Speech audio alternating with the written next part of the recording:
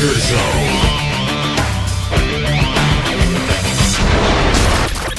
Welcome back, ladies and gentlemen. And just as I promised, Dr. Eric Karlstrom will be joining us in just a moment. You're tuned into tonight's broadcast of the Kev Baker Show, right here on TFRlive.com. Remember to spread the word about Truth Frequency Radio. During the break there, I heard the ad for the fact that we're also carried on iHeartRadio. You can get that on all your smart devices, including your smart TV.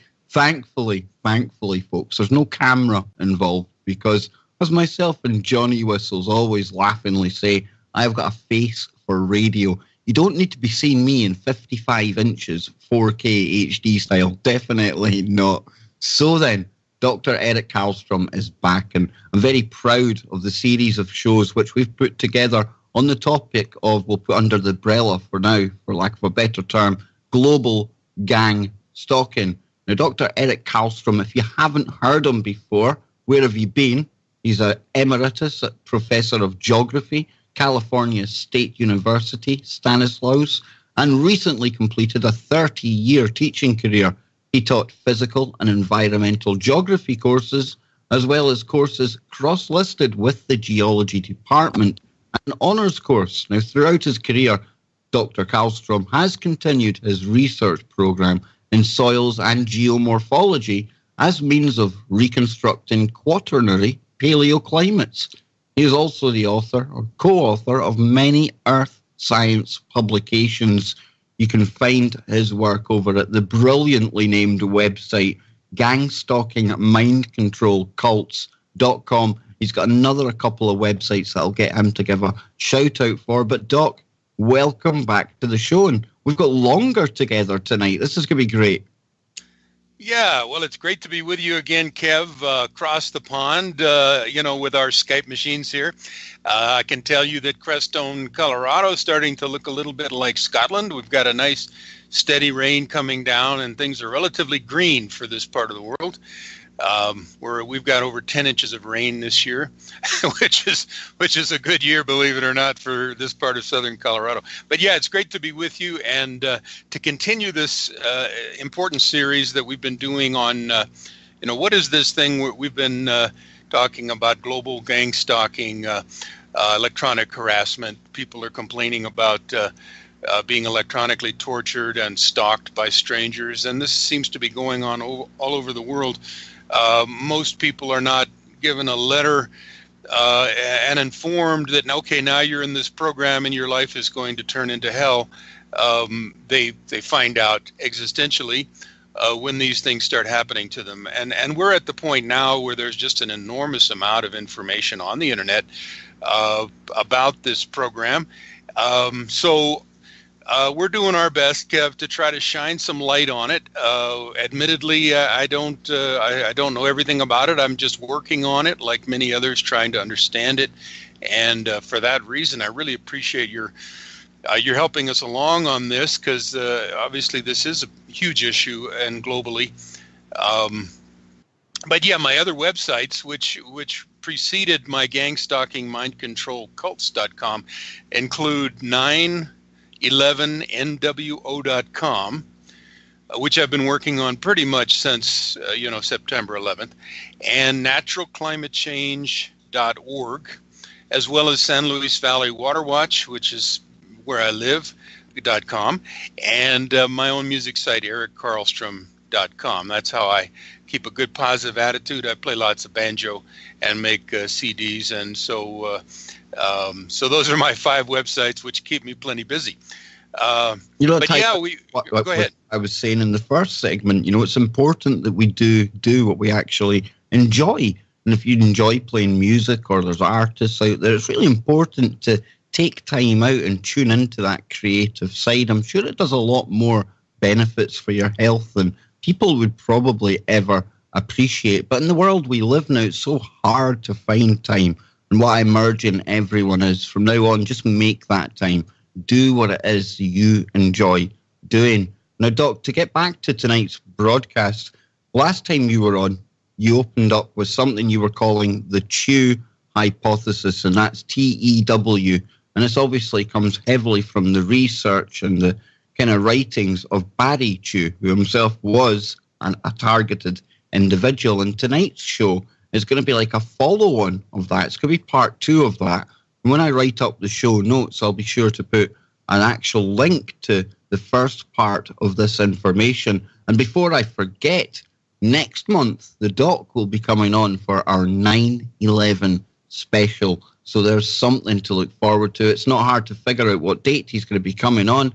That's right, he's coming on 9/11. But Doc, this Chew hypothesis, I'm really glad that we're getting back into this, because this was interesting last time, and I think it's very important information that you've put together here on the back of all this research that you've done.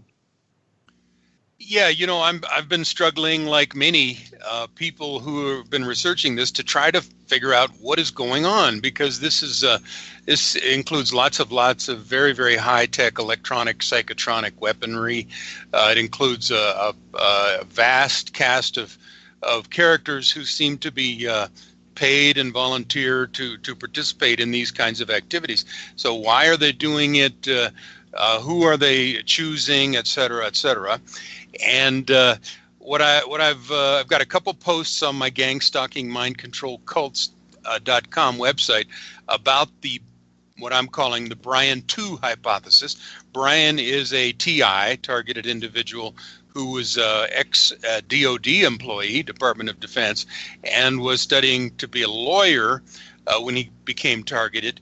He then took his studying skills to use them to full advantage to study the scientists who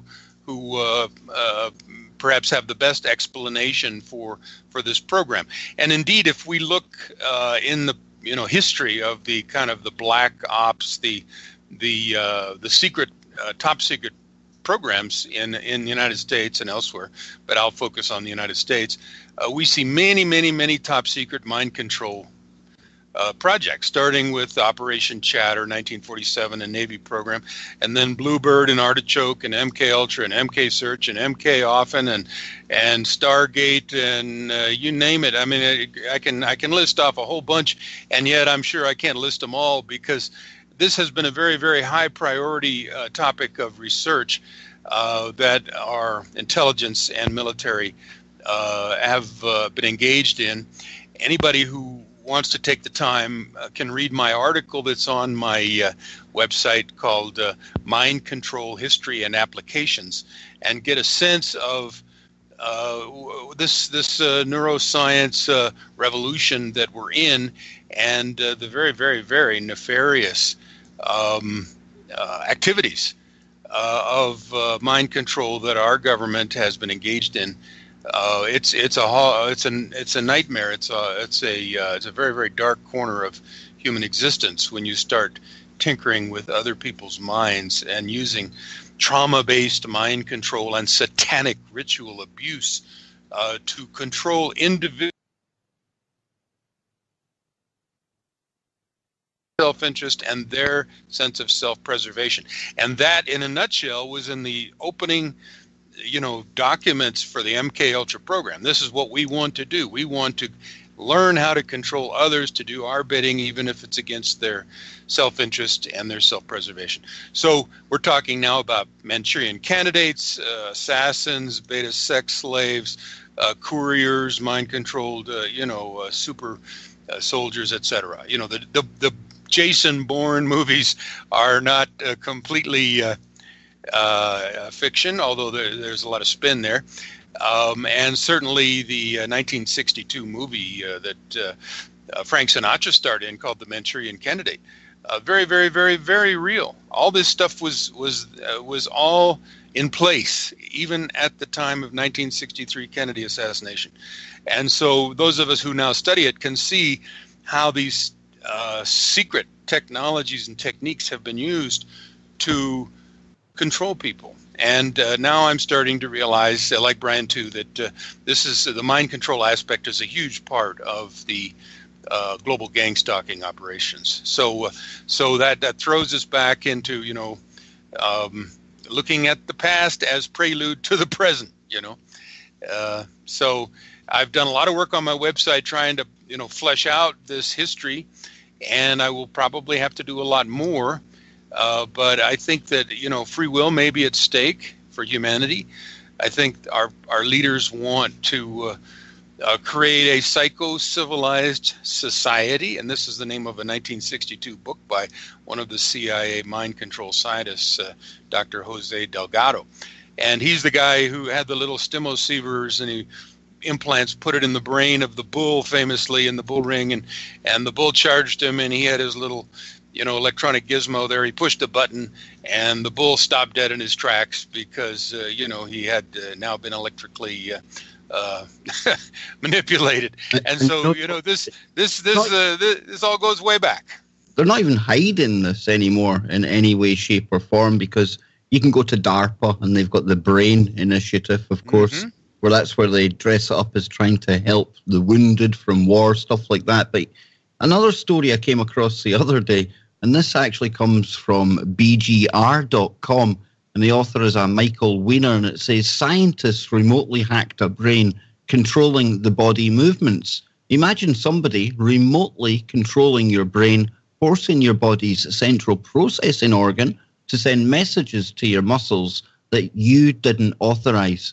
It's an incredibly scary thought, but scientists have managed to accomplish the science fiction nightmare for real, albeit on a very small scale, and they were even able to prompt their test subject to run, freeze in place, or even completely lose control over their limbs. And this comes from a PhD called Arnd Prahl at the University of Buffalo. I mean, this is the kind of technology that they're talking about in public, so we can only imagine just what the Pentagon and the Department of Defense have got maybe 50, 100 years in advance of this.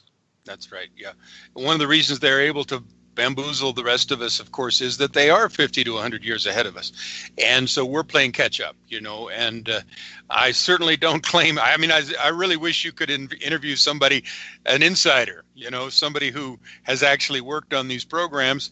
But of course, those guys would be sworn to secrecy, and they'd probably lose their pensions or be killed, or their families would be killed if they broke silence, So it's very much like the Manhattan Project back in World War II days. The participants are generally sworn to secrecy, and I think there's a few cracks in that edifice. We do get some testimony now and again from a perpetrator who says he was part of this group that was stalking, and this. But we need to see a lot more of that. But as a way to kind of jump back into this, what we'd like to talk about here is a continuation of this post, Kev, and it's on my gang stalking mind control cults.com website, and it's former DOD contractor Brian Tu discusses conscious computers and mind control, the two hypotheses.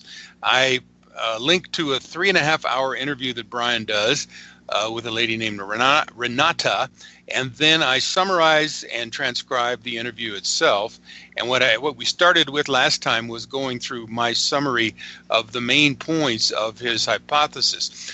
We got about halfway through. But before we jump back into the middle of that, I would like to, I'm always kind of looking for the connections. And in my 911nwo.com website, I have an extended series.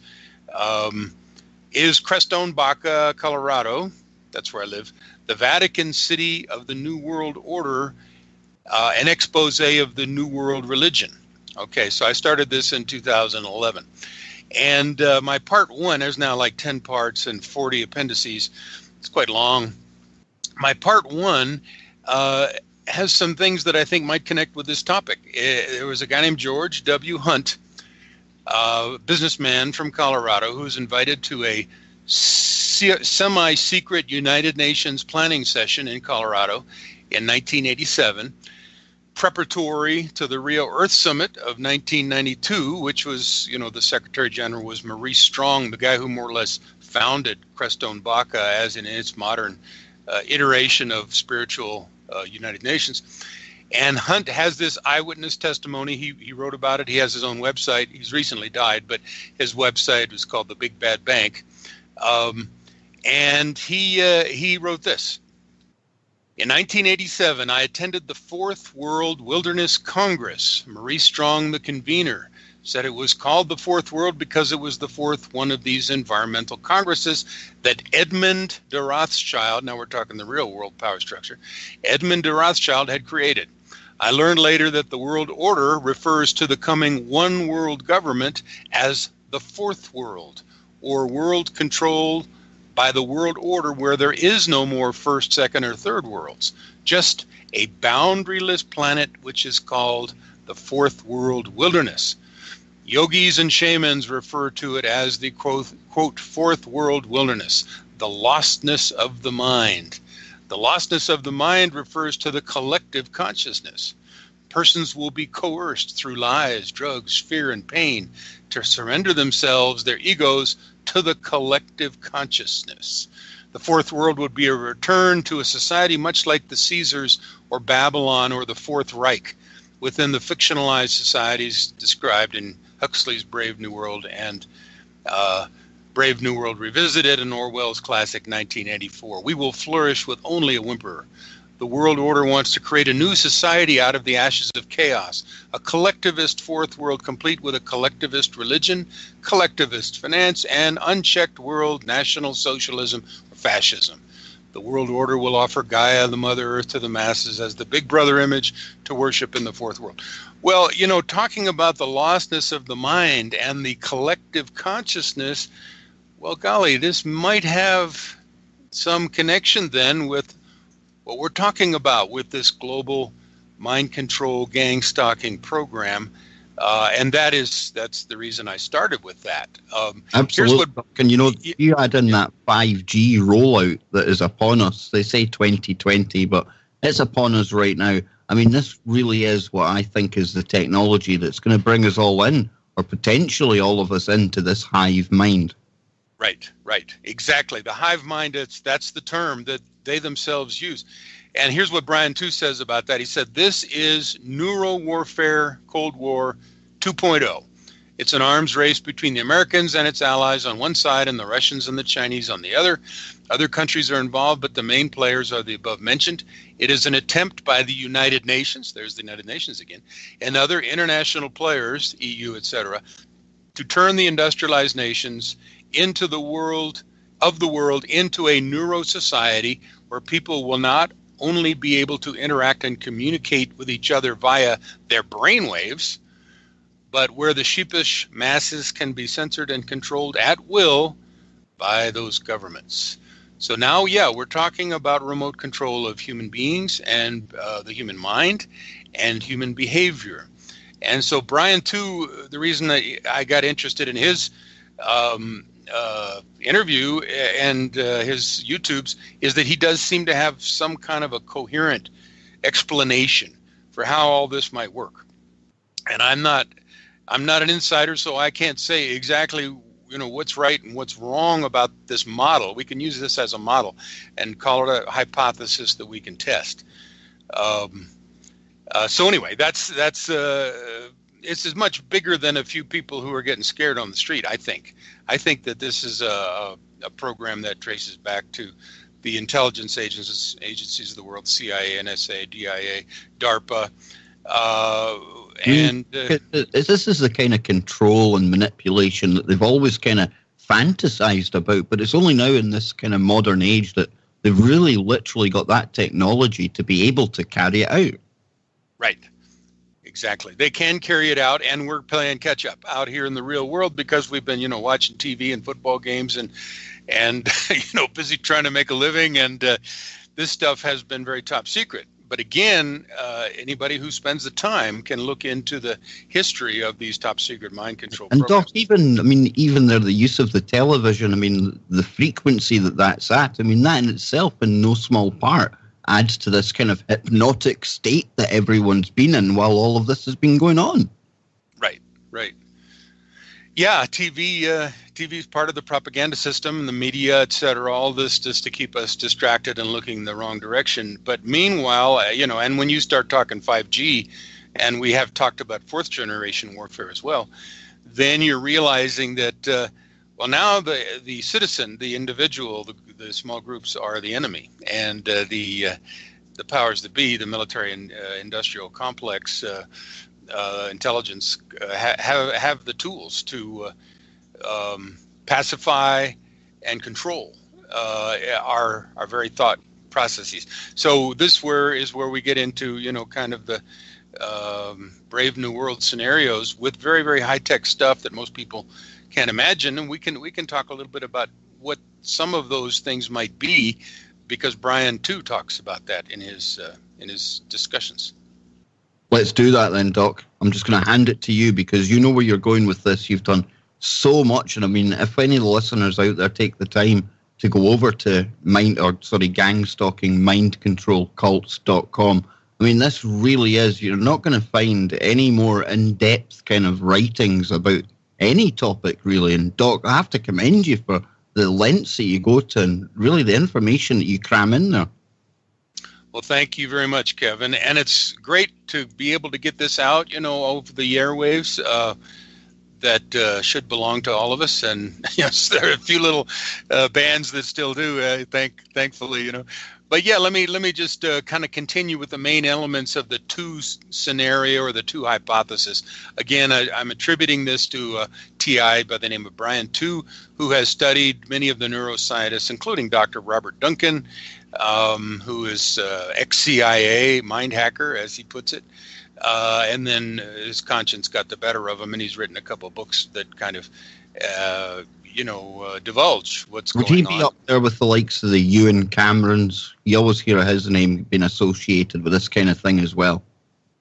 Well, yeah, Ewan Cameron back in the 50s, very high degree Mason from your neck of the woods, Scotland, who wound up getting CIA money to do some of his very nefarious experiments on the mind, which really set the stage for this, because really what he was trying to do was erase the mind or the brain and then reprogram it. And we still use some of these terms that come from him, de-patterning and psychic driving and whatnot. He was head of the world. So no, Dr. Robert Duncan is not in his league at all. Dr. Ewan Cameron was head of the World Psychiatric Association, the Canadian Psychiatric Association, and the American Psychiatric Association. He was at the very top of his profession, and yet he was doing these horrendous experiments on his patients, which effectively erased the memory of many of them, turning them into incontinent babies, adults. So a very, very interesting story at Toronto McGill University, the Allen Memorial Hospital. He carried out these kinds of experiments on CIA contracts, as well as contracts with the Canadian government. But that was back in the MK Ultra days. So again, if one bothers to go back through the history of this stuff, it's all there. By 1960, the CIA had decided that electrical stimulation of the brain, a la Dr. Jose Delgado and his bull experiment, was more promising than all the drugs that they'd been working on for decades. After they studied LSD and for over a dozen years and determined that it was a psychosis-producing war weapon, then they dumped it on the youth of America. What are these guys thinking? Well, they're trying to destabilize and divide and conquer the population. So people think, the CIA, very, very, glamorous, James Bond, blah, blah, blah, blah, blah. CIA has always worked for the high cabal, which is the international bankers, and has worked at cross purposes with the American people. And they themselves have lived as kings, warlords, destabilizing America and the entire world. But that's an important side angle. But let's go back to the two hypothesis. We made it through 17 main points of it. Let me kind of pick up where we left off, which was solutions. And Brian too was saying that there are ways that the individual who is being attacked psychotronically with these remote neural weapons can defend themselves. Basically, I guess I should just, in case people haven't heard the previous discussion, his basic scenario is that what's going on is that there are extremely sophisticated conscious supercomputers And these are sending out steady streams of electromagnetic radiation, and that radiation can be intercepted and relayed through satellite, through cell towers, and through mobile platforms, car, ship, briefcase, but can be as small as a tiny little chip. And that this steady stream of electromagnetic radiation is bidirectional. It goes to the brain of the individual from the conscious supercomputer and goes back. And using the satellites, they would use the SQUID and the GPS technology to receive and send the signals respectively. Because we are almost on the break, and this is why it was so much better bringing you on early tonight, because we don't have to rush and cram it all in. And of course, for the audience out there, Johnny Whistles, he'll be live with us after the break to join us for this amazing show yet again with Dr. Eric Karlstrom. Check out his work at Stalking at mindcontrolcults.com. 1 hour down, but still 1 hour to go. Loving it right here on tfrlive.com. Join us after the break. This is the Kev Baker Show.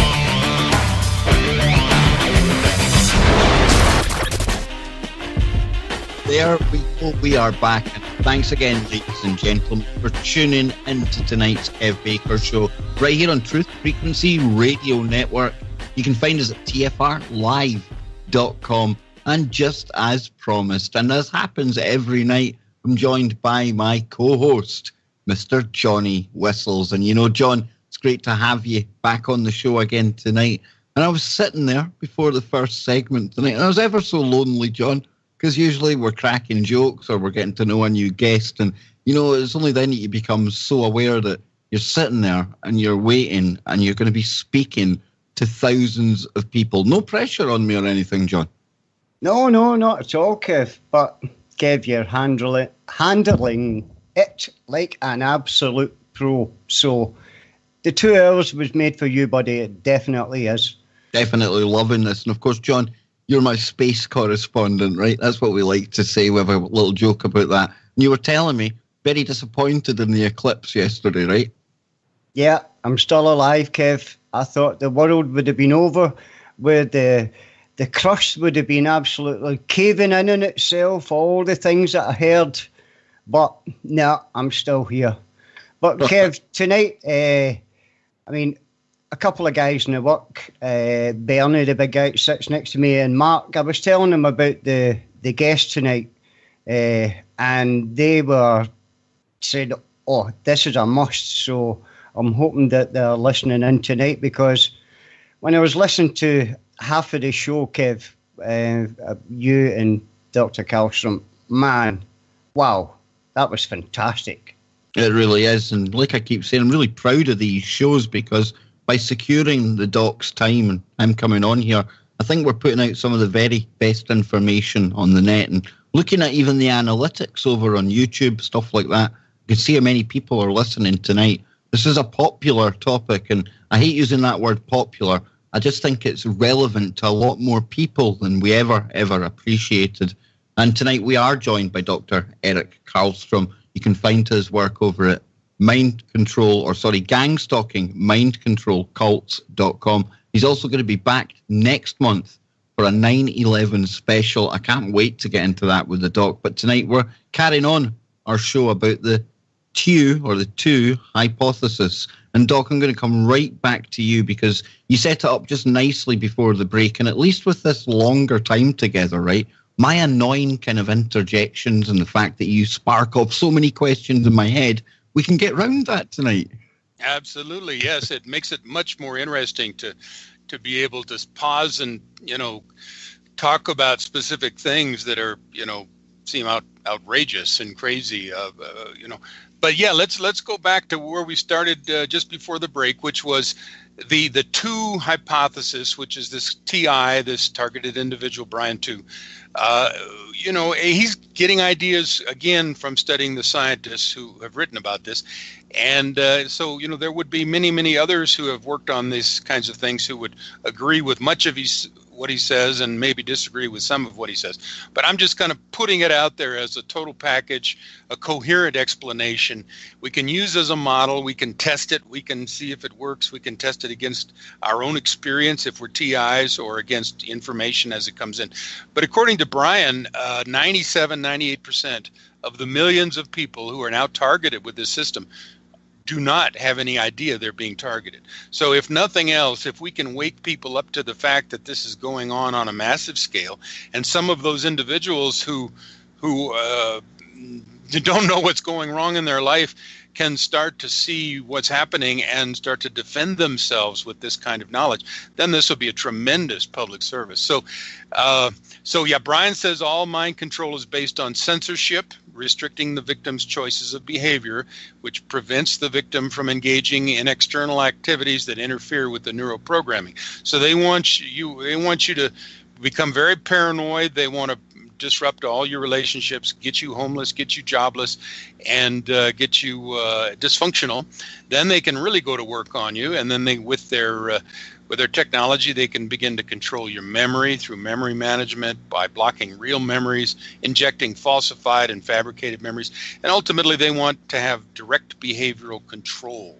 Okay, so this goes right back to the initial documents of MK Ultra. We want to be able to control others, to do things that we want them to do that are not in their self-interest and not in even their interest of preserving their own lives. Now, we stopped last time with some solutions, what they call shielding. 4 kinds of shielding are noted. One is passive, like putting, tinfoil or something up. One is mental, one is chemical, and one is electronic jamming. These, according to Brian, the mental shielding is by far the best, and because there is this steady stream of energy going to your brain, and then the hive mind teams led by the clone that are connected with your brain through this conscious supercomputer, and who are actually kind of the ones who are deciding what thoughts and images and sounds to interject into your consciousness, false memories, etc. Since you are actually, they're watching you and watching your thoughts 24/7. They have three teams of 8-hour shifts, maybe 3 or 4 or 5, 6 people in the hive mind team. They take 8-hour shifts, and they're studying your brain in order to get a cognitive map of your brain, which they can then digitize, and they want to make a model, a digital model, a map of your will, intellect, and emotions, which they define as your soul. Others have said, well, that's really the personality. But anyway, if they can predict and map and replicate your will, intellect, and soul, the choices you make, the way you respond, then they can download that back into their conscious supercomputer, and that then can be involved in attacking other people and getting their intellect, will, and emotions to be downloaded onto the conscious supercomputer. I know this sounds outlandish and absolutely crazy, but again, this is a model that we can examine and discuss, But anyway, of the kinds of shielding, mental shielding is the best, according to Brian, because there is this stream of electromagnetic energy coming to our brain with a carrier frequency that is specifically tailored to our own brain fingerprint, if you want to call it that. We all have our own unique brainwave patterns. So the best way to foil it, then, he has several methods. Multitasking, that confuses their equipment. There's no coherent pattern for them to download. Listening to pleasing music, he said dancing, etc., is great.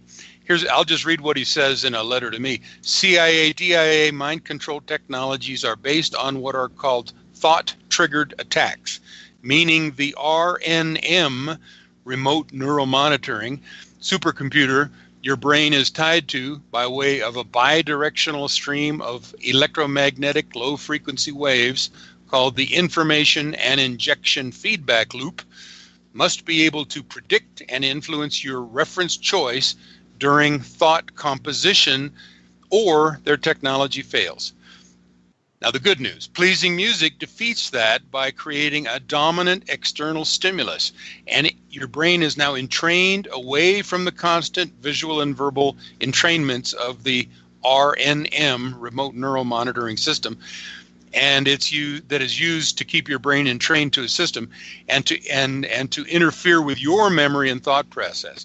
By listening to pleasing music, this shifts the victim's focus of attention away from the RNM system, meaning the RNM supercomputer,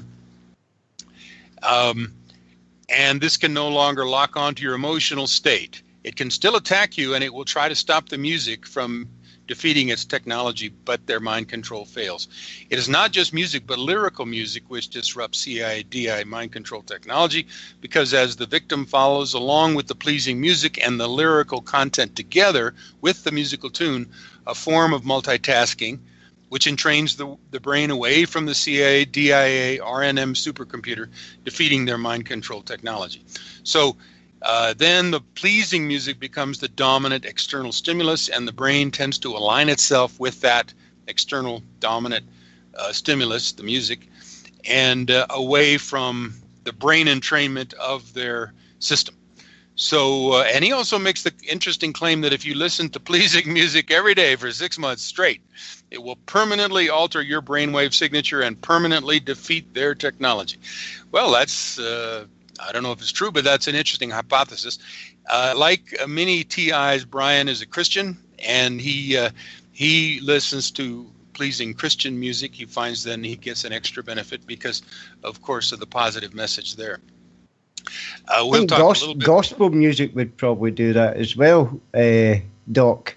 But yes, I think if we ever feel really down or we're being targeted, we just get out the guitar and a couple of verses of Rocky Mountain Way. I'm sure that will get rid of it. I have to agree with you, and I think I've been fortunate, Johnny, that I play banjo and guitar, and my second career, more or less, is as a musician.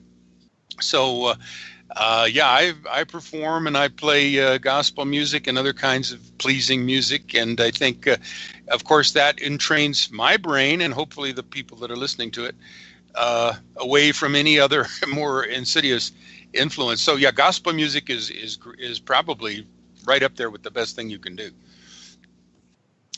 And then he says, being spontaneous, you can actually trick their system. You can also bait and switch. You're going to think I'm going to go here, and then at the last minute decide to go there. They're actually reading your thoughts. So they might have people set up to do their conversational and situational scenarios.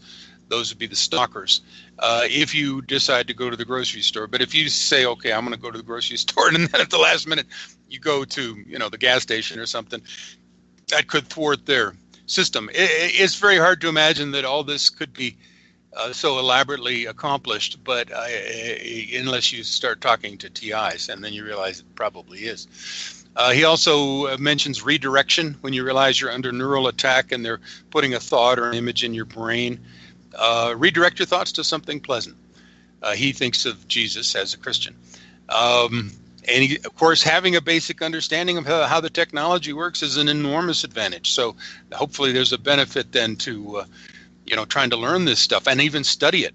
And I've got these things on the internet on my system, on my website, and I've been studying it. So I would recommend that other people do that if they believe they're TIs. Maybe a little more complex is learn to read active memory, calls it quenching, because they're really dealing with your short-term memory, anything less than 30 seconds. And so if you can distinguish your own short-term memory from something that's interjected, then you can dissolve the interjected short-term memory and hold on to yours. Because eventually what they want to do is switch. They want to replace your own short-term memories with their artificial memories, and this then enables them to control what you do and think, and even at the level of how you compose a thought. It's really pretty mind-boggling. So anyway, that's quenching. And then he talks a little bit about passive shielding, chemical shielding, electronic jamming. But he says the mental shielding is the best, and the pleasing music is probably the best of all those. So that's kind of a win-win. He says, do you have any comments there, guys, before we move along on what's possible to kind of thwart this system? No, just addressing some of the chat room. I'm sitting here listening to you, Doc, and it's always an education, so informative. And Science Churchill in the chat room is asking, is this linked to the Mandela effect? And this is why I was so keen to have Anthony Patch and Doc Karlstrom kind of team up on the last show, because I was even saying to Johnny there in a chat how when you listen to this, it fits so perfectly with everything we cover with Anthony. And of course, Anthony talks about quantum pollution and the fact that they're able to manipulate our very thoughts at the quantum scale in our minds. So for me, everything we're hearing from the doc, I mean, we can't say it emphatically proves our theory to be correct, but this is the kind of stuff that they're talking about doing and are literally doing. They're changing our memories. They're able to manipulate us at that very level. So that this is really, really great, Doc, and I'll just let you continue there. Yeah, and I think this brings up an interesting point. I mean, how many TIs are there globally? I mean, Brian, too, would say, tens of millions. Others would say hundreds of millions. Others have actually said everybody's being mind-controlled and monitored to some extent. So yes, this is very important. I mean, something like the Mandela effect, we call it a psyop, and, it could even be the fact that they've got to such a level now that they are able to manipulate so many millions of people around the planet, and it could just be almost like some kind of field test, and just the effectiveness of how they're able to manipulate one thought of one person over another. And more importantly, our memories, our long-term memories, are the ones that they're able really to get in about. Right. Yeah. And of course, going back to Orwell, he who controls the present controls the past. He who controls the past controls the future. So that's Winston Churchill was always rewriting the past to fit the needs of the party, so apparently it's like I said the other night as well, Doc. I mean, we're seeing the statues now, these Confederate statues, the physical monuments of the past been ripped down as well. Right. Just change the past. And that's what they're doing with impunity. Yeah. Okay. So the next point, I guess 21 here is the CIA, DIA, NSA, DARPA are trying to implement a new artificial AI regime based on, quote, reverse engineering of the human mind. They wish to replicate the human soul, the will, the intellect, and the emotions of the TI, and they need this ability, according to two, to build the first quantum computers. Now, you guys might know more about quantum computers than I do, but according to Brian, we're on the threshold of that, and it's related to what's happening here with this program. You see, that's okay, Doc, because, I mean, it's like we hear you using supercomputer, and that's where it's so brilliant that we do have a nightly show here, and I speak to so many guests because we also know from other guests, especially Mr. Anthony Patch, about the quantum side of this. And when you're talking about the ability to manipulate so many people on this, such an individual level, and the computing power that must be involved in processing this, and I'm very appreciative of the fact you've never really looked into the quantum computer side of thing. And that's why this information all seems to fit together. It's kind of any of the shows here on TFR, Doc. I don't know how we do it. We can get two random guests come along, but somehow it's like a jigsaw. Everything does fit together. And yes, we talk often about the quantum computers, the kind of ability they've got to map and model humanity itself because of this Internet of Things that is all around us now as well. We're feeding all of our information back into this quantum computer that's basically got a virtual world where all of us have a digital avatar in there. I'm starting to think, Doc, that they're probably able to manipulate the digital avatar in a virtual world, and that's somehow actually translated to effects in the real world. Yeah, it's frightening. This is not for the faint of heart here. The sci-fi is coming down so fast on us that we, as self-defense to understand a few of these things. And of course, then the next danger here as well, Doc, because I mean there is a risk. It sounds sci-fi, but you've looked at some of these papers, and I've seen some of the scientific papers and stuff as well. And the thing is, it might sound sci-fi, but this is the real kind of science that we're getting to hear about. And again, we have to go back to that point we made earlier that if we're hearing about this, just what on earth are they doing behind closed doors with 50, maybe 100 years in advance of this. Yeah, what's DARPA doing now? Exactly. Okay, so number 22 is the new technology. With the new technology, the CIA and NSA can read your thoughts, see through your eyes, and maintain a direct digital conversation with your mind using what they call brain-to-computer interface, BCI, and brain-to-brain interface. These are just two methodologies. Neuroscience has now been weaponized, that is, moved from the field of medicine to that of military and intelligence. And so that the goal, again, like going right back to MKUltra, the TI becomes a weapons platform. You can use the TI however you want. You want him to assassinate Joe Blow, or, say this to another TI. You almost with a push of a button, the human has become roboticized. And this is not a pretty thought. I think it's time for some pushback here.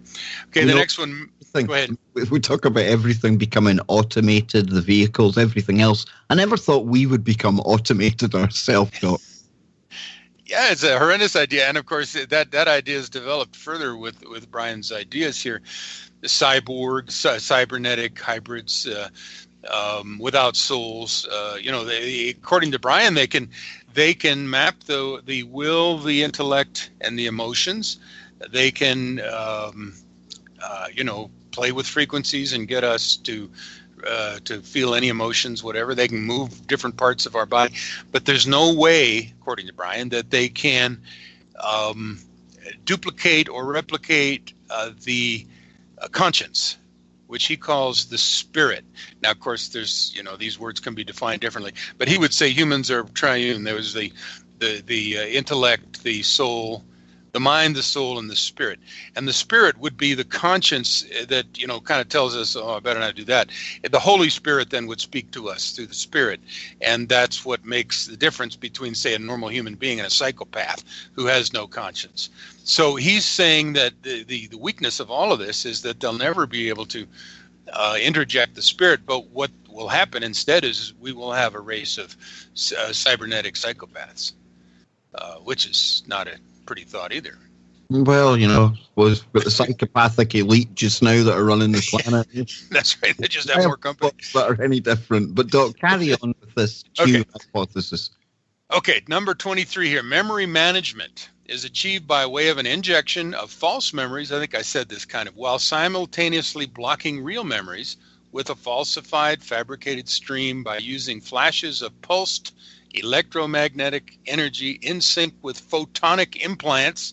Now, Doc, can I just get you to read that again? And for the listeners out there, listen really, really closely, because this ties right into the question that Science Churchill was asking, reference the Mandela effect. Just on you go, Doc. You repeat that bit again for us. These are Brian Two's direct words. I'm just the reporter here. Memory management is achieved by way of an injection of false memories while simultaneously blocking real memories with a falsified, fabricated stream by using flashes of pulsed electromagnetic energy in sync with photonic implants or remote nanoparticles, which then match up with the RNM, remote neuromonitoring supercomputer, and the remote subconsciousness of a human mind. The RNM supercomputer hooks the targeted individual to a mainframe, and the person is then monitored to their death, which is often brutal, for the purposes of mind control via what they call rehabilitation by torture. Now, we don't have these photonic implants, but for the audience out there, think of the chemtrails, think of the geoengineering and all the particulates out there, and the fact we speak about the likelihood that we're all laced with some kind of nanotechnology. Pulses of photons. We've all got our faces and our smart devices. We'll at some point come and sit in front of the television, in front of the monitor, stuff like that. That's how easily that they are able to literally, it sounds like they're entangling themselves with our brains here. And this, for me, it ties in perfectly with the Mandela effect. Injecting false memories and blocking your real memory. Wouldn't that explain why so many of us are having different memories than so many others? Wouldn't that be a perfect explanation? Doc, this is brilliant. I'll let you continue from there. We've got a couple of minutes before the break, but we've got enough time. I just have to point out, Kev, that you supplied the missing links there. Nanotech is coming down into the air and the water from the chemtrails, and that finds its way into the the synaptic gaps in our brains, and then the photonic photonic computers can actually take a picture of our brain, and I guess they're taking pictures of they're mapping the synaptic gaps in our minds that are kind of clogged, you might say, with the nanotech. So yeah, that's an element of this whole thing that Brian talks about. Okay, the next one is the computer uses the remote neural monitoring system, which measures physiological responses emitted via electromagnetic impulses of the brain. RNM is designed to capture your thoughts and then re-inject their thoughts, back into your mind with a falsified, fabricated stream. Okay, the next one, EEG cloning, which is electroencephalogram heterodyning or mind melding, is the synchronizing of brain waves between the clone members of the hive mind teams. These are the people that are probably at universities or psychiatric hospitals who are on government contract to do this kind of work. They're working directly for the CIA and DIA, and they're making good government pensions and good money, and they're walking out amongst, they are walk among us. They are psychopaths who are doing this work. And the victims, so you're synchronizing the brain waves between the clone members of the hive mind teams and the victims to achieve direct behavioral control. Cloning someone's mind onto someone else's changes their personality and behavior. But in the best conditions, the entire body intellect and emotions are taken over. Okay, so that's direct behavioral control. They typically target your faith based on scripts in order to subdue or radicalize it. And this is all big, lab experiment for these guys. Hot and cold sensations, voices, sounds, images, objects moving on their own are replicated to create a haunting based on the mind-controlled victim's belief system. And hold it there, we're almost out of time. And, listening to some of this, you'd think we're talking about some alien invasion that's taken place and nobody's known about it. But it's not. This is real world. We'll be back on the other side with Dr. Eric Karlstrom. This is the Kev Baker Show.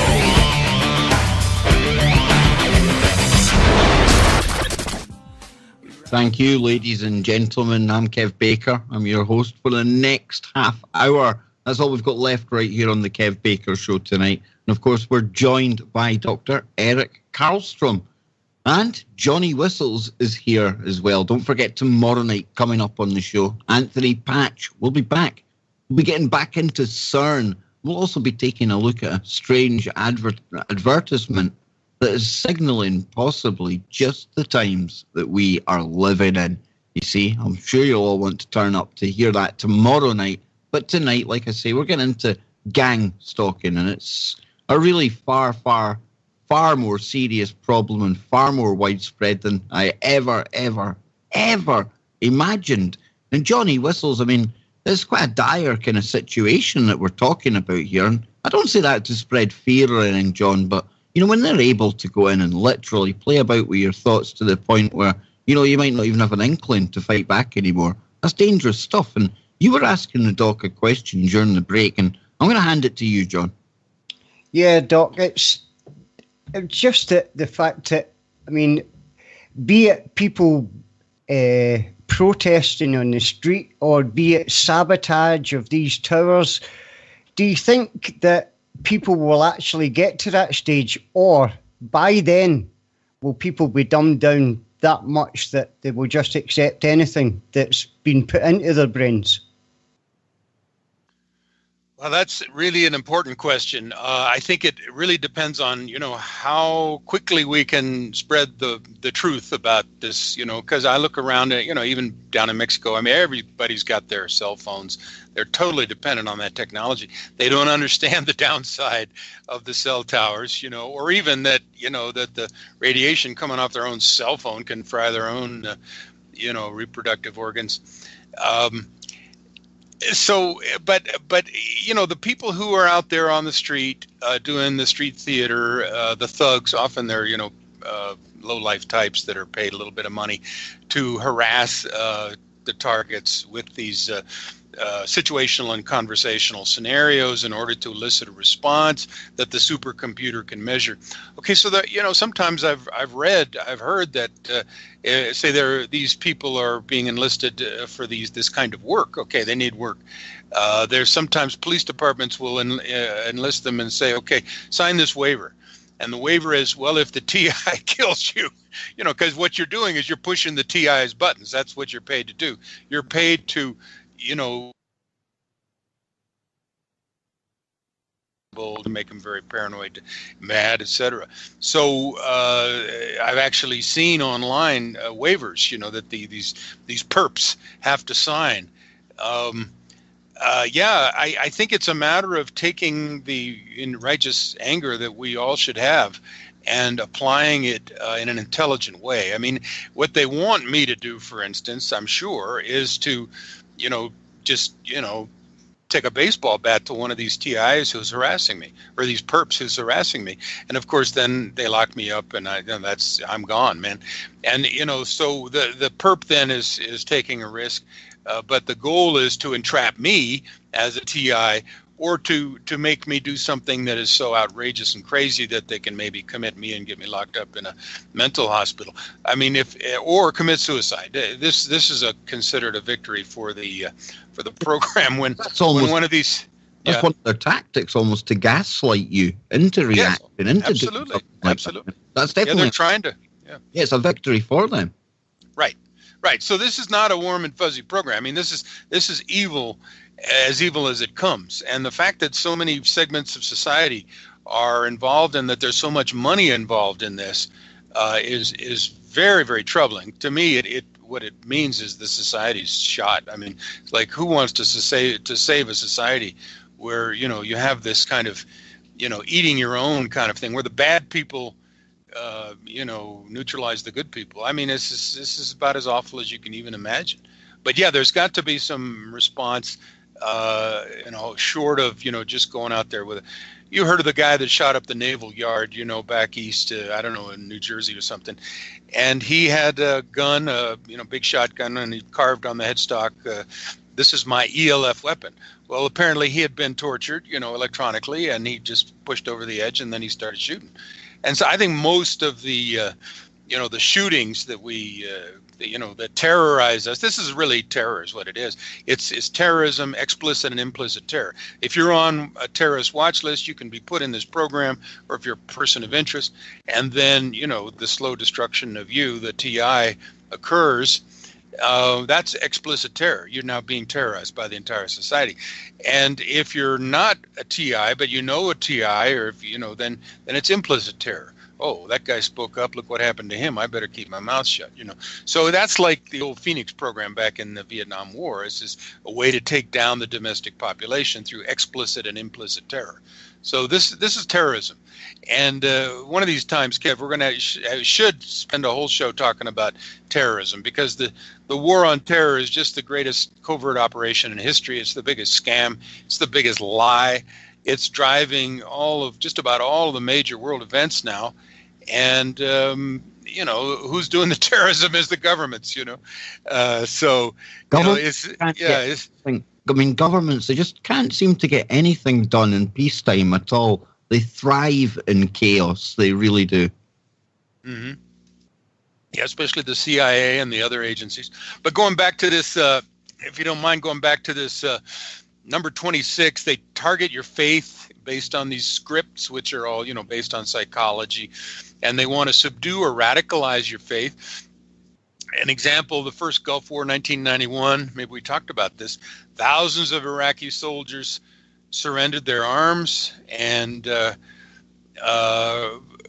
raised up their weapons and then dismantled them, and stated later that Allah had told them to surrender and dismantle their weapons. Well, this is the voice of God. The voice is going right into their head by psychotronic weapons. And of course, what did the U.S. government do then after they're on their knees with their weapons dismantled? They mowed them down like, you know, like a shooting gallery, and they killed them all. So there's nothing warm and fuzzy about that. I mean, if you think about that, Doc, I mean, there we have the perfect example. I mean, that first Gulf War years ago. And it sounds like the very technology that we compare to now when it comes to 5G, because it's this use of the millimeter wave and the fact that you were saying yourself there a moment ago, the insertion of thoughts and memories. That's exactly what they've done to the Iraqi army over 20 years ago. Do you know what I mean? Yeah, and very effectively. But, any war then that the DOD can concoct, then becomes a way to experiment with the latest weaponry.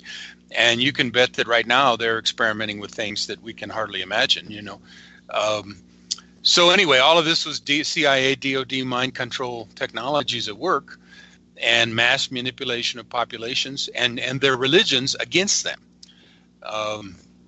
And then when we get into the geopolitics a little bit, the next one is, this is a neuro-warfare weapon system being used and deployed and tested and improved. And this weapon system is being deployed in Arab Spring, in the Ukraine and Belarus and other countries that are allied with Russia. Ultimately, this is neuro-warfare between the Russians and the Americans, according to Brian too. Other countries are involved, but the main players, are Russia, China, the United States, the United Nations, and EU.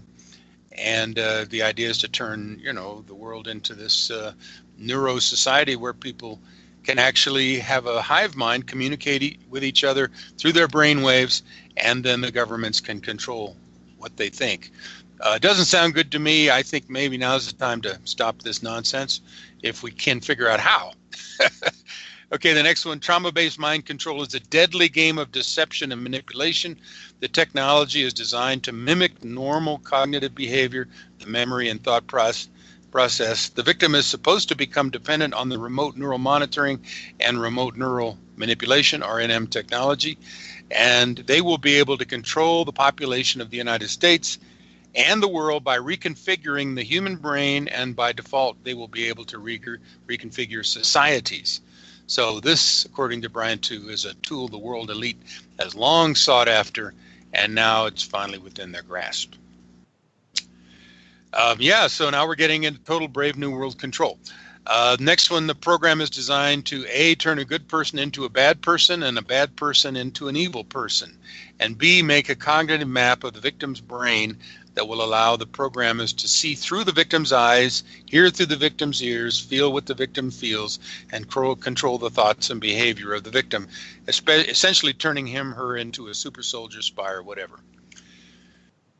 And this is a kind of a sad part, but you can expect it. The number 30, as in the MK Ultra program of the 50s, 60s, and 70s, children 6 years of age and under are being targeted with satanic ritual abuse, which is the Monarch programming, trauma-based mind control programming, in order to create multiple personality disorder and to ensure that these individuals will readily dissociate when they are adults. And when they're dissociated, of course, then they can be easily influenced and can actually be triggered back and forth from one subalter personality to another. And of course, it's very disturbing information, but it is imperative that we get this information out there, because, when we read about MK Ultra programs and the children involved, never ever lose sight of the fact that MK Ultra has never gone away. And these things have never gone away either. And I hate the term Pizzagate, but we've seen everything that kind of unfolded around the whole Podesta emails and stuff like that. And that just gives a glimpse into this very, very dark world that is very, very real for too many people in the world. It really is. And it's something that we've touched on the show at times. We're not going to get into all the kind of nasty stuff tonight. And it's a horrible, horrible topic. And that's because we've got hearts.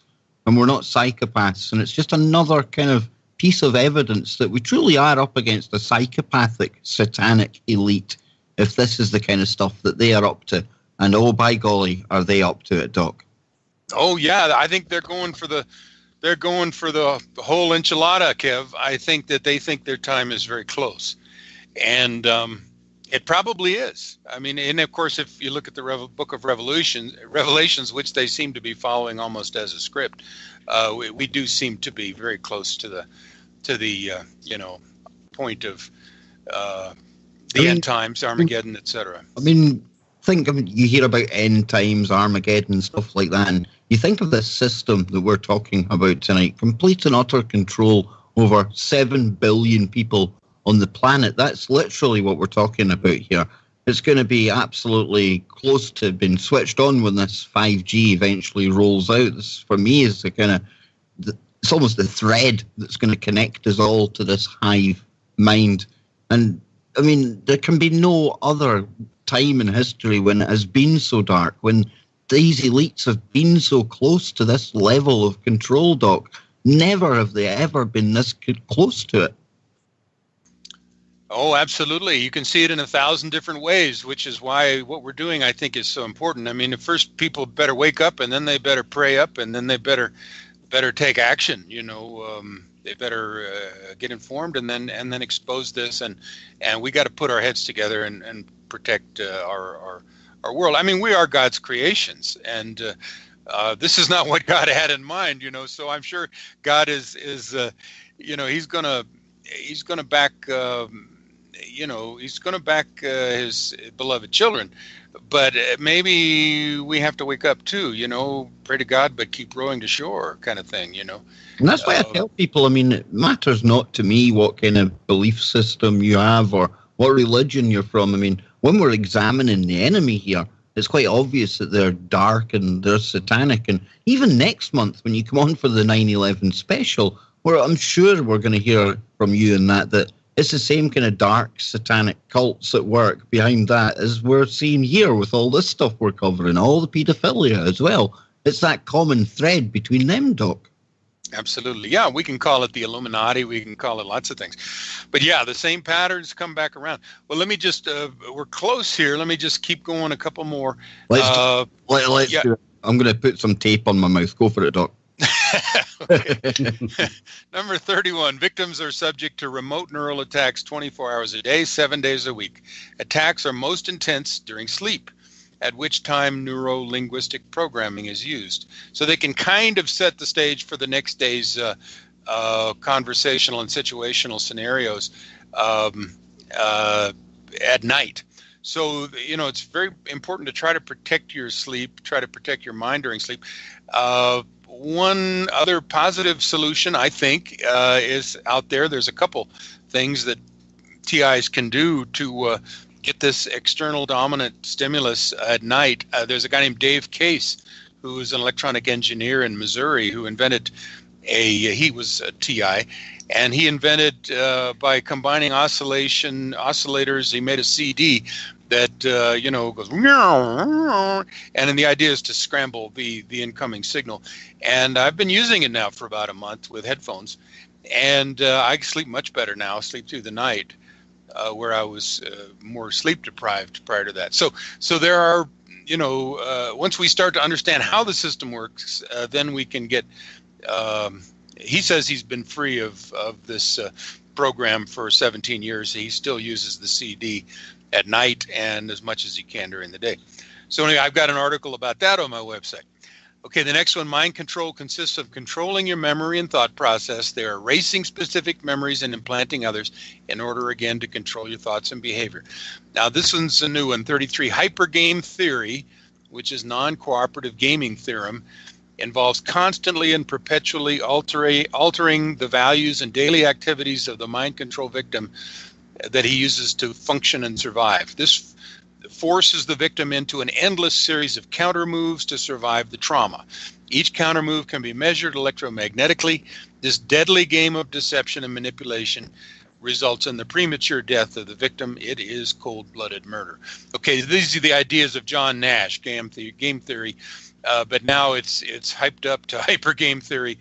Move, counter move, where the TI is forced to defend themselves against these attacks. And they're measuring all of his counter moves to predict their next move. And of course, now you're playing against a conscious supercomputer. I mean, Bobby Fischer could be in there for all that, you know. For all that. That's another modeling, always improving that predictive capability. And you know, we've seen that again in the story I covered recently where the AI won at the Dota 2 championships. It was playing a professional player at one of these massive multi-online games, Doc, that didn't even know this game. It learned it absolutely from a blank screen, just a set of pixels. And in the space of 2 weeks, it was able to learn all the strategies and things that it's even confusing for a human to pick up on. And that's how quickly it's able to model things and then obviously predict the moves of the very best players in the world. And it might sound totally unrelated, but this is how AI in these supercomputers, it's always been about gaming. And from that there, we can see how it is able to eventually predict all of our moves, whether it's in games or whether it's in real life. And this is a level of technology that we're trying to hammer home to all of you out there. I honestly can't stress how important this is because it's like the chemtrails. We all breathe the same air.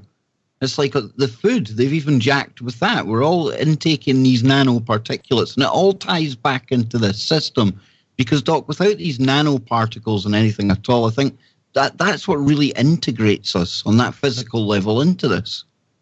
Oh, absolutely. Yeah. Yeah, it's a full spectrum of dominance, as you mentioned in one of your interviews, attack. I mean, they're going for control of virtually all natural systems. Actually, Bobby Fischer is a good person to read and study about this because he was very outspoken against the Jews and the CIA who were following him all the time. And he was a truth teller, and he was hounded to his early death. He may well have been a TI, and that's why I use that example. And, of course, if they were successful at mapping his intellect, will, and emotion and putting it back into the conscious supercomputer. I mean, this was perhaps the greatest chess master of all time. He was, he'd be a pretty tough adversary in that machine. So it's funny you even use that term adversary because this is exactly what they call the neural networks that are learning like this, Doc. They call them adversarial neural networks. Right from their inception, they're up against us. They're wanting to win. They're wanting to beat something. Yeah, and now the citizen, you and I, are the enemy. And that's the big shift that people need to understand. That's what fourth generation warfare is all about. Now the civilian is the enemy. Now the population is the enemy. The enemy's everywhere. He's nowhere. He's a terrorist. He's an insurgent. He's a dissident. He's whoever we don't like. That's who the enemy is. So we'll have these little terrorist watch lists and no-flight lists and person of interest lists, and pretty soon we'll divide and conquer the whole society by doing this. Telling you, Doc, if you could digitize, or if they had digitized George Orwell's consciousness, or if somehow you can bring him back in a time machine and let him see what it's like now, I honestly think he would burst out laughing, and he would think that we're actually pulling his leg, because this is even further and wilder than him and Huxley ever dreamed up. It is, yeah. But he sure got the spirit of it. Yeah. Okay, and then go ahead. Look into them. I mean, they were connected to the kind of secret societies and these big think groups as well, the ones that are still pulling the strings today. So, I mean, they were probably in on the know on where things were heading. That makes it even more frightening, the fact that way back then, they knew exactly where we were heading. Even before all the technology was realized, this is exactly where they were taking us. That's right. And he wrote that book in 1948, 1984. And yes, he was in the know. He was in MI6. There you go. He was a communist socialist, too. And we've got 5.5 minutes, Doc. And again, I'll try not to interrupt. We're almost there, Kev.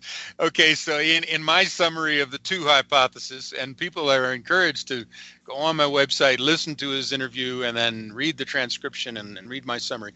But I've got it now summarized to 35 points. We're on 34. So these are Brian Two's words. 21st century technology has now replaced organized religion as the new opiate of the masses. The soul of man, will, intellect, and emotion can now be possessed, quote unquote, artificially and digitally, causing the eternal death of the human soul. Oh, that's a sweet idea. We're no longer dealing with artificial intelligence. We are now faced with a concept that could never have been conceived by our forefathers. We're now dealing with the creation of artificial life. Living, breathing, cybernetic human beings who are not human at all. Never born and without mother or father, created inside a top secret laboratory from synthetic genomes. They will become a new species of superhuman cyborg beings who will use this technology to manipulate time, matter, and space with their brainwaves who will be able to obtain knowledge by mere contemplation, and who will be able to engage in interdimensional communications such as remote viewing, synthetic telepathy, etc. Well, he's talking about transhumanism, and this has been on the drawing board by the elites right back to the same era when George Orwell wrote 1984. Norbert Wiener wrote a very influential book right at the end of World War II, which is a Jew, and it inspired a series of conferences called the Macy Conferences that was presided over by Gregory Bateson and his wife Margaret Mead, and it was a whole series of... Wasn't he looking at like controlling the human mind like a machine?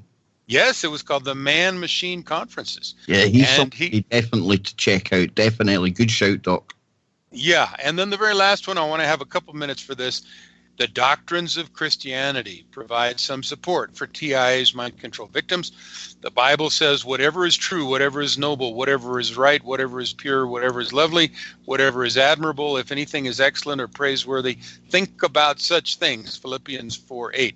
And then he says, Brian says, CIA, DIA, satanic ritual abuse can easily be defeated by depatterning, and that's you and Cameron's word, by depatterning the neuroprogramming using Christian content and Christian music, gospel music, provided the victim's belief system is compatible with the Bible and Jesus Christ. Other religions are easily manipulated by this technology, especially Islam and the Eastern karma-based religions. But born from above Christian believers have defenses to this technology, and this is very important, including the doctrines of the faith and the Holy Spirit. And I think this is a very important point. You see a lot of TIs are Christian, and a lot of TIs believe that the Holy Spirit is what is keeping them afloat. Well, including myself, Kev. Yeah, I mean, we talk about possession and stuff like that, and there is a spiritual aspect to everything we've spoken about tonight, and we've covered that in a previous show. But I think there's no coincidence that when you hear so many of these testimonies from people that were either present at these kind of supernatural events or the people involved themselves, I mean, when they call out the name Jesus Christ, this has an effect in the room. And it seems to be the only common word. It's like a spell you can throw out there, no matter what religion you may be from. And we're talking about this now in the world of this kind of gang stalking. And that's why you can definitely see that there's a spiritual aspect to all of this going on, a very spiritual side to the warfare that we're all embroiled in right now, whether people realize it or not, Doc. Absolutely. And I think at its very fundamental essence, we are in a war for mental sovereignty, spiritual sovereignty, and our national sovereignty as well. But most important, spiritual, because it's almost, it's Satan's moment. I mean, he's trying to take over the whole enchilada. His minions are working hard. They've implemented plans now that they have formulated, for generations and centuries and millennia even. And we're almost at a time, Doc, and that little horned imp that he is, he can go back to hell because he won't get any free time or any kind of space to operate while there's shows like the Kev Baker Show and Truth Frequency Radio on the airwaves. Now, Doc, you can find his work over at gangstalkingmindcontrolcults.com, and eventually I got it right tonight. And tomorrow night, I will be back with Johnny Whistles and Anthony Patch as well, and we'll be continuing on from this show. I know that's how it's going to work because that's just the synchronicity. So, from myself, for another night, wherever you are, make it TFR. And didn't touch that dial. Really glad that we're getting back into this because this was interesting last time, and I think it's very important information that you've put together here on the back of all this research that you've done. Yeah, I've been struggling like many people who have been researching this to try to figure out what is going on, because this includes lots of very, very high-tech electronic psychotronic weaponry. It includes a vast cast of characters who seem to be paid and volunteer to participate in these kinds of activities. So why are they doing it? Who are they choosing, et cetera, et cetera? And I've got a couple posts on my Gang Stalking Mind Control Cults .com website about what I'm calling the Brian 2 hypothesis. Brian is a TI, targeted individual, who was ex-DOD employee, Department of Defense, and was studying to be a lawyer when he became targeted. He then took his studying skills to use them to full advantage to study the scientists who perhaps have the best explanation for this program. And indeed, if we look in the history of the kind of the black ops, the secret, top secret programs in the United States and elsewhere, but I'll focus on the United States, we see many top secret mind control projects, starting with Operation Chatter, 1947, and Navy program, and then Bluebird and Artichoke and MK Ultra and MK Search and MK Often and Stargate and you name it. I mean, I can list off a whole bunch, and yet I'm sure I can't list them all, because this has been a very high priority topic of research that our intelligence and military have been engaged in. Anybody who wants to take the time can read my article that's on my website called Mind Control History and Applications, and get a sense of this neuroscience revolution that we're in, and the very nefarious activities of mind control that our government has been engaged in.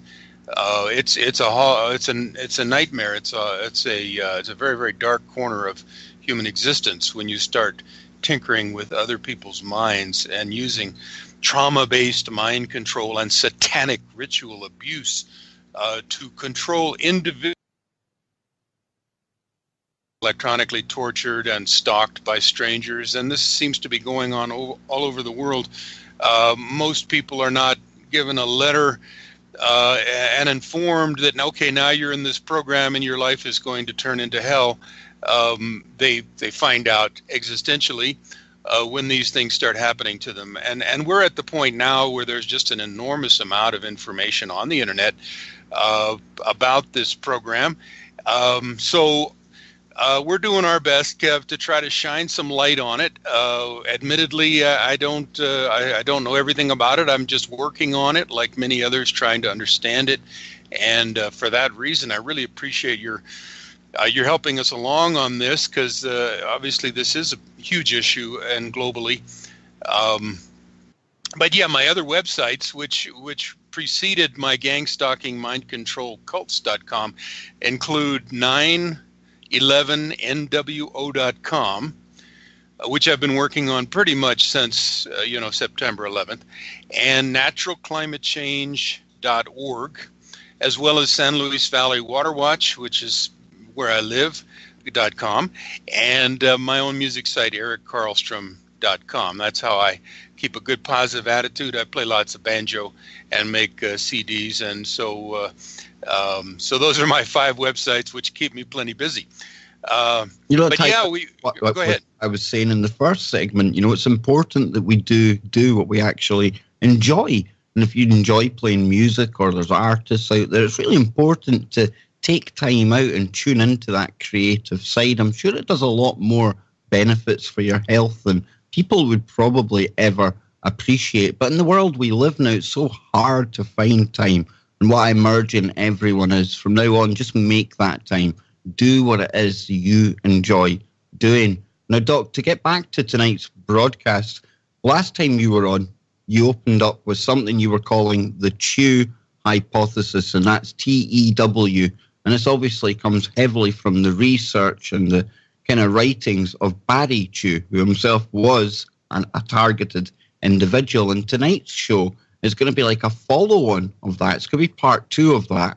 And when I write up the show notes, I'll be sure to put an actual link to the first part of this information. And before I forget, next month, the Doc will be coming on for our 9/11 special. So there's something to look forward to. It's not hard to figure out what date he's going to be coming on. That's right, he's coming on 9/11. But Doc, this Tew hypothesis, some messages to your muscles that you didn't authorize. It's an incredibly scary thought, but scientists have managed to accomplish the science fiction nightmare for real, albeit on a very small scale. And they were even able to prompt their test subject to run, freeze in place, or even completely lose control over their limbs. And this comes from a PhD called Arnd Prowl at the University of Buffalo. I mean, this is the kind of technology that they're talking about in public. So we can only imagine just what the Pentagon and the Department of Defense have got maybe 50, 100 years in advance of this. That's right, yeah. One of the reasons they're able to bamboozle the rest of us, of course, is that they are 50 to 100 years ahead of us. And so we're playing catch up, and I certainly don't claim, I mean, I really wish you could interview somebody, an insider, somebody who has actually worked on these programs. But of course, those guys would be sworn to secrecy, and they'd probably lose their pensions or be killed, or their families would be killed if they broke silence, So it's very much like the Manhattan Project back in World War II days. The participants are generally sworn to secrecy, and I think there's a few cracks in that edifice. We do get some testimony now and again from a perpetrator who says he was part of this group that was stalking, and this. But we need to see a lot more of that. But as a way to kind of jump back into this, what we'd like to talk about here is a continuation of this post, Kev, and it's on my gang stalking mind control cults.com website, and it's former DoD contractor Brian Tu discusses conscious computers and mind control, the two hypotheses. I link to a 3.5-hour interview that Brian does with a lady named Renata, and then I summarize and transcribe the interview itself. And what we started with last time was going through my summary of the main points of his hypothesis. We got about halfway through. But before we jump back into the middle of that, I'm always kind of looking for the connections. And in my 911nwo.com website, I have an extended series. Is Crestone, Baca, Colorado, that's where I live, the Vatican City of the New World Order, an expose of the New World religion. Okay, so I started this in 2011. And my part one, there's now like 10 parts and 40 appendices. It's quite long. My self-interest and their sense of self-preservation. And that, in a nutshell, was in the opening documents for the MK Ultra program. This is what we want to do. We want to learn how to control others to do our bidding, even if it's against their self-interest and their self-preservation. So we're talking now about Manchurian candidates, assassins, beta sex slaves, couriers, mind-controlled, super soldiers, etc. The Jason Bourne movies are not completely fiction, although there's a lot of spin there. And certainly the 1962 movie that Frank Sinatra starred in, called The Manchurian Candidate, very, very, very, very real. All this stuff was all in place, even at the time of 1963 Kennedy assassination. And so those of us who now study it can see how these secret technologies and techniques have been used to control people. And now I'm starting to realize, like Brian too, that this is the mind control aspect is a huge part of the global gang stalking operations. So that throws us back into looking at the past as prelude to the present. So I've done a lot of work on my website trying to flesh out this history, and I will probably have to do a lot more. But I think that, free will may be at stake for humanity.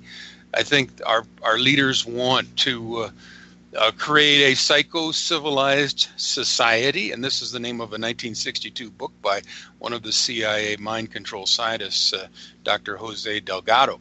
And he's the guy who had the little stimulosievers, and he implants, put it in the brain of the bull, famously, in the bull ring, and the bull charged him, and he had his little electronic gizmo there. He pushed a button, and the bull stopped dead in his tracks because, he had now been electrically manipulated. And so, you know, this all goes way back.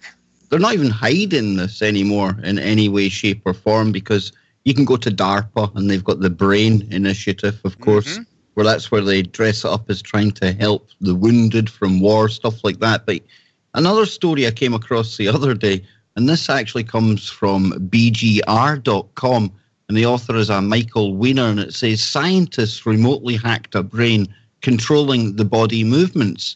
Imagine somebody remotely controlling your brain, forcing your body's central processing organ to send messages. This is the Kev Baker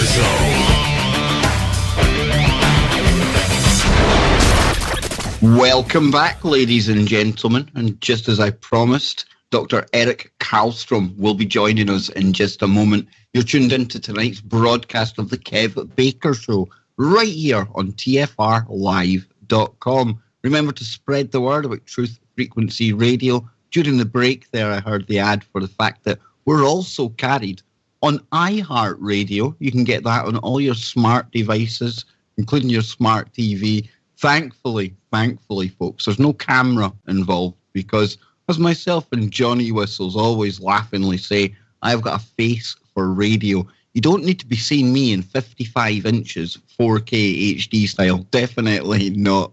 So then, Dr. Eric Karlstrom is back, and I'm very proud of the series of shows which we've put together on the topic of, we'll put under the umbrella for now, for lack of a better term, global gang stalking. Now, Dr. Eric Karlstrom, if you haven't heard him before, where have you been? He's an emeritus professor of geography, California State University, Stanislaus, and recently completed a 30-year teaching career. He taught physical and environmental geography courses, as well as courses cross-listed with the geology department, an honours course. Now, throughout his career, Dr. Karlstrom has continued his research programme in soils and geomorphology as means of reconstructing quaternary paleoclimates. He is also the author or co-author of many earth science publications. You can find his work over at the brilliantly named website gangstalkingmindcontrolcults.com. He's got a couple of websites that I'll get him to give a shout out for. But Doc, welcome back to the show, and we've got longer together tonight. This is going to be great. Yeah, well, it's great to be with you again, Kev, across the pond, you know, with our Skype machines here. I can tell you that Crestone, Colorado is starting to look a little bit like Scotland. We've got a nice steady rain coming down, and things are relatively green for this part of the world. We've got over 10 inches of rain this year, which is a good year, believe it or not, for this part of southern Colorado. But yeah, it's great to be with you and to continue this important series that we've been doing on, you know, what is this thing we've been talking about: global gang stalking, electronic harassment. People are complaining about being